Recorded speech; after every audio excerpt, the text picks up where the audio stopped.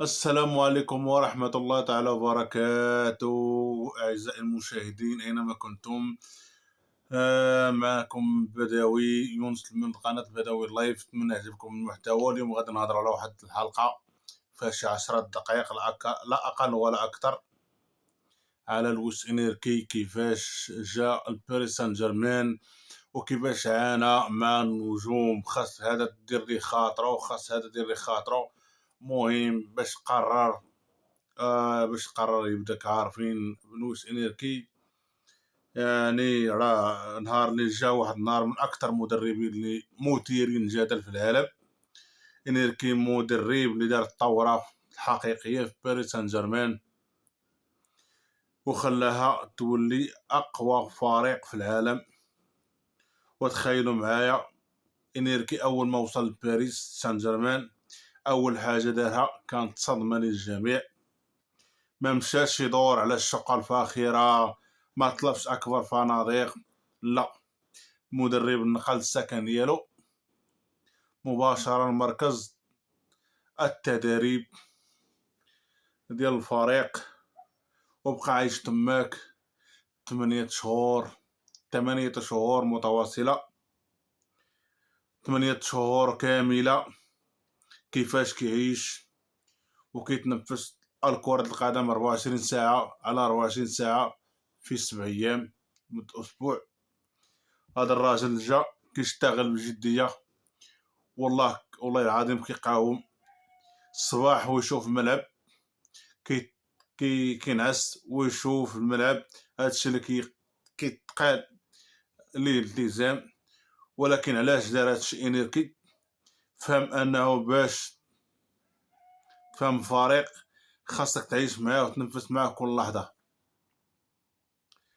وهنا وقع الصدمة الكبيرة، الصدام كبير. انيركي مشى عند الخليفي الرئيس النادي وقال لي بوضوح: ما تجيبش لي النجوم، غادي ندرب بجدية وهو اللي غادي يلعب اساسي. يعني لا، ما تجيب لي شي نجوم كاينين في العالم ما غاديش يلعب اساسي. تخيلوا ردة الفعل ديال الخليفي. هذا الكلام في باريس سان جيرمان، النادي اللي مولع بالنجوم. بالصراحة انيركي كمال وقال، او لا كمل وقال: غادي نصاوب لك النجوم الحقيقيين، جيب لي غير الدراري الصغار في العمر، او لا جيب لي غير لعابه صغار في العمر.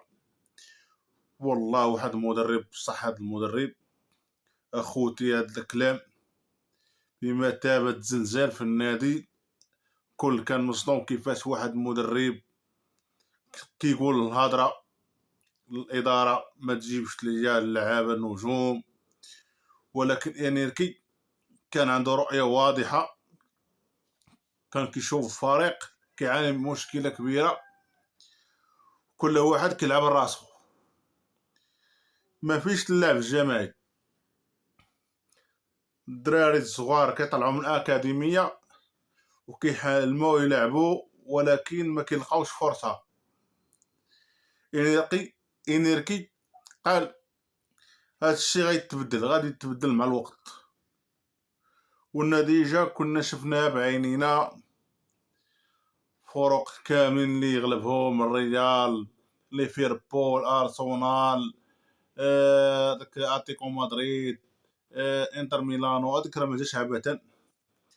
انيركيز صنع فريق جماعي صلب ديناميكي ممتع وصعيب باش طيحو. انيركي صنع اقوى فرق وامتع فريق كيلعب كرة القدم حاليا، صراحة بدون منازع. وما زال تنتفكروا فريق باريس سان جيرمان قديم اللي كان معتمد على ميسي ومبامبي او مبامبي. دابا بلا ميسي بلا مبامبي وها هو مسيطر على اوروبا كامله. وهادشي اللي كيتقال ليه المدرب اخوتي، والله العظيم الا كتحسب لي برافو برافو. احسن مدرب صراحه ما جاش هكاك وطاقوا فيه الخليفي.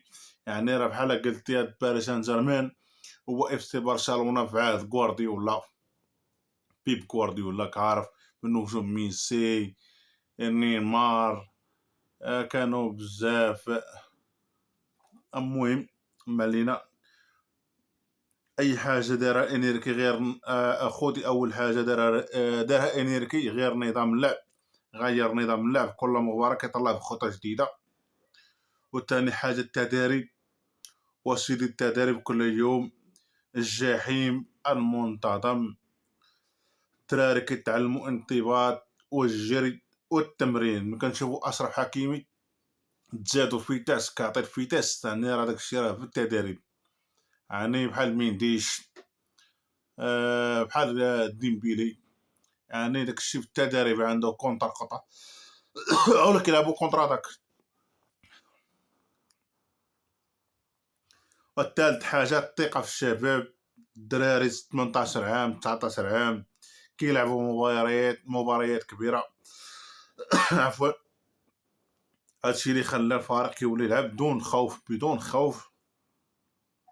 وشوفوا معايا الارقام، ربح ليفربول في انفانيد الملعب، ودمر سولان في اميرات، وهزم مانشستر سيتي في اتحاد، وتفوق على بايرن مونيخ، وحتى ريال مدريد كيف شفتوا البارح ب4-0 في كاس العالم انديه. يعني راه قوه هائله. انا تفرجت في الريال وتفرجت في باريس سان جيرمان، يعني ما خلاش لك الريال في تنفس، سواء في وسط الميدان، الهجوم، الظهيره، الدفاع. مبقاش كتعرف واش هذا غادي ماركي ولا هذا غادي ماركي. كلشي كيلعب، كلشي كيدافع، كلشي كيماركي، ما كاينش شي واحد يعني لهذا ولا هذا. يعني الريال خصها تستوعب بان الفريق هو روح المجموعه. ماشي غتعول ليا لا كيليان مبابي ولا تعول ليا لا رودريغو ولا فهمتي، راه كاين بزاف، ولا فينيسيوس جونيور. يعني الريال خاصها تستوعب هاد الفريق دابا ولا خاصك فارقه بحال باريس سان جيرمان، كلشي كيدير كلشي. والمفاجاه الكبرى راه وصل نهائي كاس العالم انديه، راه يتلاقى مع تشيلسي. وخوتي هادشي راه خرافي، 4 أهداف فريق الريال راه ما ساهلش، ما كيوقعش كل يوم. وحتى اعلام اسباني قال هادشي راه سحر. كل مباراه كان كتبين تطور الفريق، كيلعب بروح وحده. الفلسفه الجديده ديال انيركي، ما جاش ولا يلعب بالنجوم، جا يصنع فريق بالنجوم كامل ب 11 فرقه. الشباب صغار كانوا مهمشين، دابا ولاو اساسيين. اللعب جماعي بدل الفردي، تضحيه بدل الانانيه. هادشي اللي خلى باريس سان جيرمان يولي مختلف تماما. انا هنا خصك تتابع الفرق الاوروبيه، كل لاعب عارف الدور ديالو، وكل لاعب كيلعب بالفريق. وهادشي اللي خلى الفريق يولي كيلعب بروح وحده، بروح جماعيه. النتيجه الفريق ما كيتعبش وما كيستسلمش، كيعرفوا يقسموا ادوار المباراه. الا لعب هذاك كيستريح هذاك، المهم باش ما يسخفش. الا بغى يمشي معاك الشوط الثاني اشواط اضافيه للعاب، كيقسموا الجهد ديالهم وما كيخافش من اي فريق، من اي حتى حاجه. بلا نقاش باريس سان جيرمان ديال انيركي هو اقوى فريق العالم حاليا. شنو رايكم اخوتي؟ شنو الراي ديالكم؟ واش انيركي دار اختبار صحيح؟ وخلوا لي التعاليق ديالكم لتحت، وما تنساوش ليا تعطيوني لايك وابوني ولا سبسكرايب للقناه. ونتلاقاو ان شاء الله باذن الله في الفيديو الجاي. والسلام عليكم ورحمه الله تعالى وبركاته. تحياتي.